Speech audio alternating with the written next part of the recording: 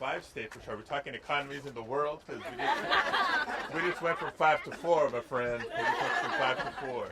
Well, good morning, everybody, and thank you so much for being here. I just want to give a shout out to all the advocates who came out today to not just join us for this hearing, not to support the hearing, but to demand accountability.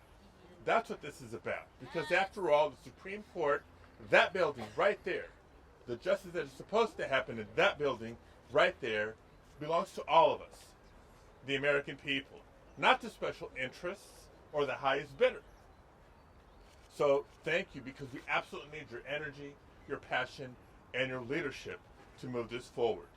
You see, too many times, just over the past couple of years, Americans have had to gather on the steps of the Supreme Court to protest for our fundamental rights, at times trying to secure those fundamental rights, too often to defend rights that we thought were a matter of settled law. And of course have been pushing for the court to hold itself to the bare minimum of ethical standards. If left up to the court, we never would have learned of the fully paid for luxury travel by a Supreme Court justice, or the millions of dollars in real estate purchases by a GOP mega donor from Supreme Court justices. That's because the Supreme Court lacks a clear, enforceable, binding code of ethics. A code, by the way, that other government officials have to abide by. The President does. Members of Congress do. Other administration officials do. People just assume the Supreme Court justices, if anybody, would abide by a clear, enforceable code of ethics. But they refuse. They have the power, but they refuse to impose one on themselves. And so let's be clear about why we are here today. The highest court in the land should not be subject to the lowest ethical standards. The public is justifiably worried that the Supreme Court values billionaire donors over everyday Americans. And who could blame them? Actions speak louder than words.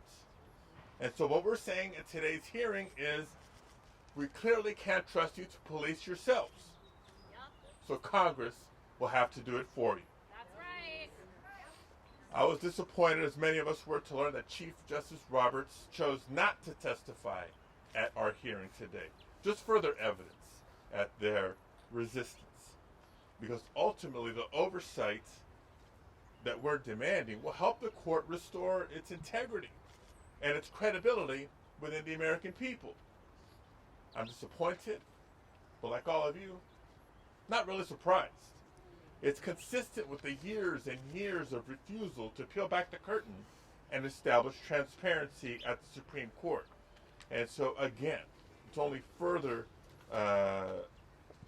clear to all of us that it's time for Congress to act. That's why I joined my colleagues last month, Senators Whitehouse and Blumenthal, leading the charge in introducing a bill to finally bring the needed transparency and accountability to the Supreme Court. The Supreme Court Ethics, Recusal, and Transparency Act would mandate a binding code of ethics for members of our highest court and create a long overdue process for the public disclosure of gifts, recusal standards, and thorough investigation for misconduct. It's an important first step to repairing trust between the American people and the Supreme Court. But it's also clear that up against a culture of secrecy and convenient disclosure mistakes, we have a whole lot more work ahead to restore integrity and impartiality. While we hope the court would work with us to achieve this, they refuse. And so ultimately, we have an obligation to the American people to make this happen.